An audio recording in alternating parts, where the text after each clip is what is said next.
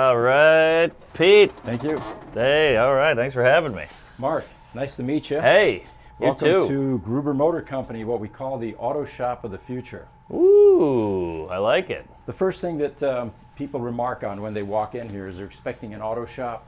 What you'll see is an electronics lab here. What we end up doing is basically an engine rebuild in the electronics world. There's a bunch of stuff in here that is old, aging, that needs to be replaced. Yeah, this looks like an old boom, like you take apart a boombox or a keyboard. Yeah, basically. But we also in here work on Model S product. This, for example, is that 17-inch screen that sits in the Tesla Model S. Behind that screen is a Linux computer. This is what talks to the car and communicates with the mothership. Wow. And keeps track of everything that the car is doing. Now here's a scary thought. These cars are a node on a network. So Tesla always knows where you are, what you're doing, what restaurants you frequent, whether you're spending time at your mistress's address, how much time, you know. Oh so boy. It gets pretty scary how much data is actually being logged and is available. My Tesla won't let me go near a playground. Really? Yeah.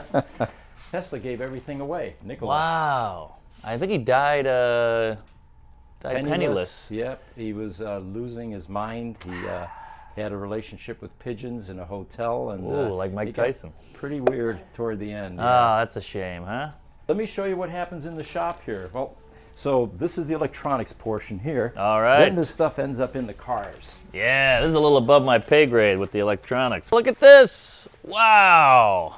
First thing is, this is a Lotus Elise. When Tesla was still young and small, they went on contract to get 2,400 of these empty shells with the goal of electrifying them. It was a bad idea. Elon admits it to this day, said it ranks up there as one of the dumbest ideas ever. What? So they ended up... What about naming his kid that? Yeah. All right. Beautiful car. They come in a variety of colors. This is the only insane green in the United States. Come on! Insane green. It's one of the It's my favorite weed. 100 Tesla Roadsters. So let me show you what's inside these cars. Lots of electronics, first of all. This is what's inside this car that propels it for 240 miles when it was new. It is 1,000 pounds. Wow. There are 6,831 lithium-ion vape cigarette cells mounted in 11 sheets. Man. Tesla, a real vape apologist. So let me show you what's inside the sheets. Quick rub for good luck. So this is the Roadster sheet, they call it. 621 vape cigarette cells. And then this is a Tesla Model S module, they call it. It's the same technology. It's a bunch of 18650 cells. They end up with an enormous amount of concentrated energy that then makes these cars go. Wow, man, oh man. Now, do you think eventually everything will be electric? Oh, definitely, yeah. By 2035, most countries now and some of the states have mandated that they will not allow internal combustion engine production anymore. So this is the Tesla Model S battery, completely different layout than the Roadster, which is a concentrated 1,000-pound pack that somehow gets jammed up into that Lotus Elise. In a Tesla Model S, the entire floor is this battery, and this one is missing the battery. Yeah, upskirt. How much is that? That's got to weigh a ton. Well, the battery pack here that goes into the car is 1,200 pounds, so it immediately increases it. So I've got an old 73 Beamer. Is it worth it to make that electric? It's not cost effective. Eventually, though, there will be companies that Yeah. will be making conversions. Yes. And once they do, the scale of economies is reached, then yeah, people are going to want to convert their cars. Yeah, I was converted. I used to be a homosexual. Luckily, my parents sent me to that camp. What do you call this guy? The blue? The blue one down here? Yeah. That's a glacier blue. Oh boy, you see, car colors have gotten so boring over the years. Remember back in the day, you'd have a good-looking 02 or a 911. Yeah. You know, with those fun colors, or Carmen Ghia. It's nice to see some wacky colors again. You know, what you're seeing in the shop right now are really demure Roadster colors. We've got so many blacks and grays. Yeah. Normally, they're like Skittles in here. See Right. that orange over there, the insane green, the electric blue. So we get really bright colors, but right now we have a preponderance of darker colors. But you know, despite that, when people come in here, they don't ooh and ah over the Tesla Model S, X3, or Y. They Sure. go right to the Roadster, and that's Of course. what usually intrigues them. Yeah, well, we've seen these all over the road. This I've never seen.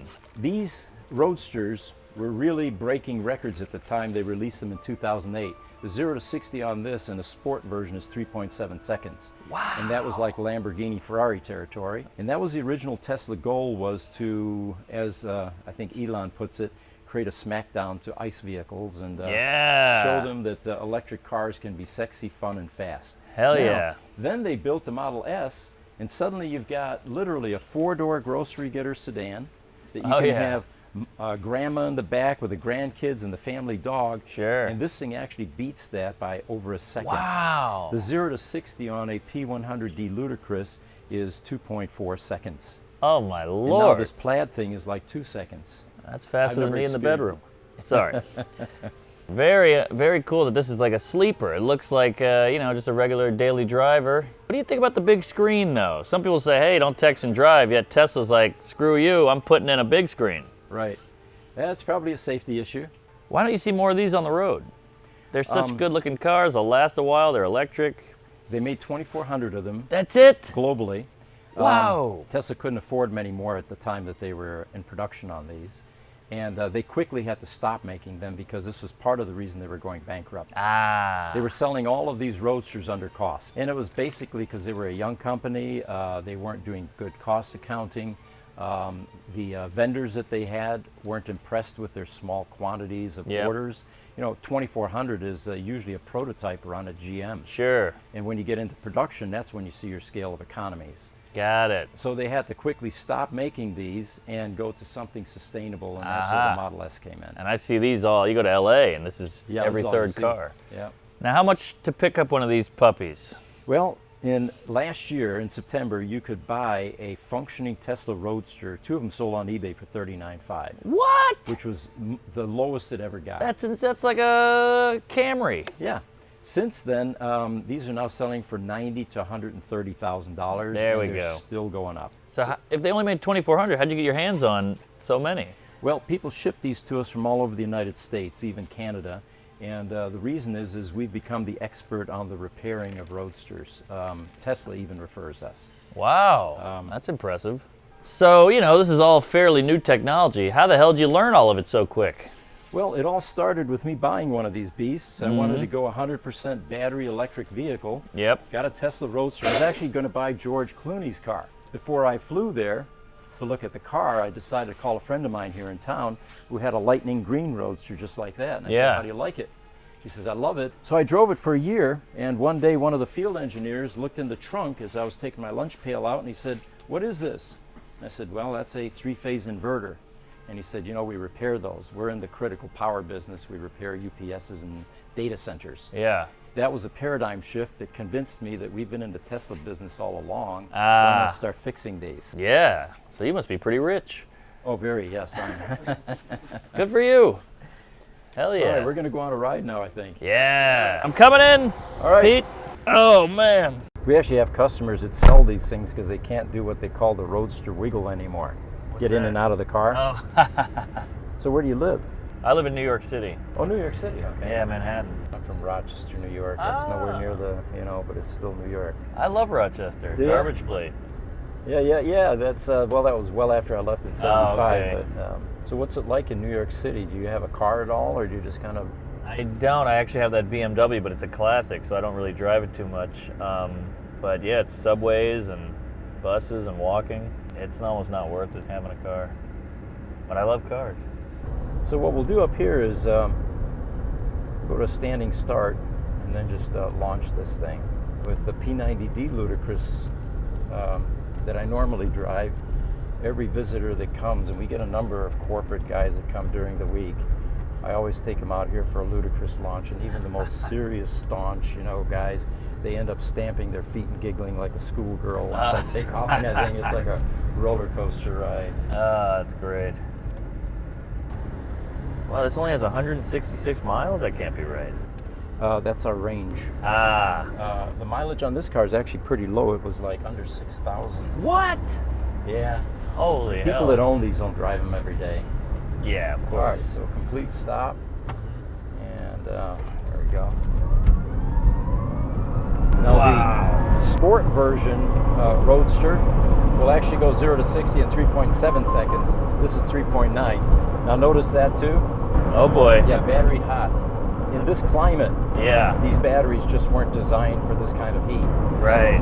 With the larger battery pack, it's a common error that you get. Now all it does is it will limit your power, Okay. so that instead of 3.9 seconds, we're probably at 4.4, 0.5 or something. Still great. So what's fun with those other Model S cars, the ones that are performance, ludicrous mode, is you get a car like this and you can just smoke them. Oh, no doubt about it. You know, the Corvettes, even the Italian exotics, and the best ones are the crotch rockets.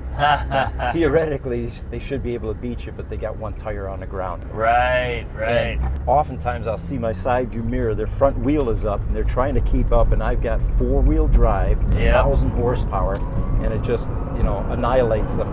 Now, of course, once you get out 150 feet, they blow by you doing 90 miles an hour, but I'm not the guy that's going to do 100 on a residential street. So when the battery gets hot, does it cool itself, or is Yes.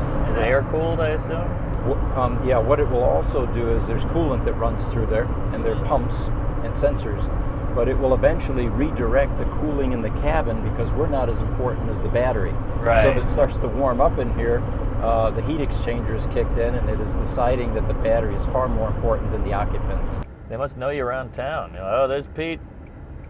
You know, it was a funny story. I take the same route every morning, of course, and there's this guy on a motorcycle that always looks at the car. One day he asked me to roll down the window, and he says, "I know what you do. You wrap cars, and you keep wrapping a car like this different every time I see you." And I explained to him that these are customer cars. So the other thing about these cars is the brakes were designed for a much lighter Lotus Elise. So with that 1,000-pound battery pack, braking is really tricky in this car. Oh, really? And the majority of collisions with these cars are front end because they just ram into cars. Oh, yeah. Wow, well, thank you. That was exhilarating. I think it cured my hangover. Yeah? Oh, yeah, just that pickup. So what time are you on tonight? I got 2 shows tonight, 7:30 and 9:30. Okay. You want to come by? I can put you on the list, no pressure. Let's see what my wife is doing. Oh, there you go. We actually went to see Deuce Bigelow. Rob Schneider. Yeah, Rob Schneider. Yeah, he's fun. Yeah. Deuce Bigelow. All right. Thanks, Pete. That was amazing. I mean, that was a turn on. That thing's got some real giddy up and go. I love it here. What a beautiful car. And this is rum and coke. I wouldn't mind getting behind the wheel of one of these. What do you say? Well, Mark, thanks for coming by. All right. Coming to Gruber Motor Company. Yeah. Thanks for having me. Plug in there, you know. Yeah. Get the Gruber.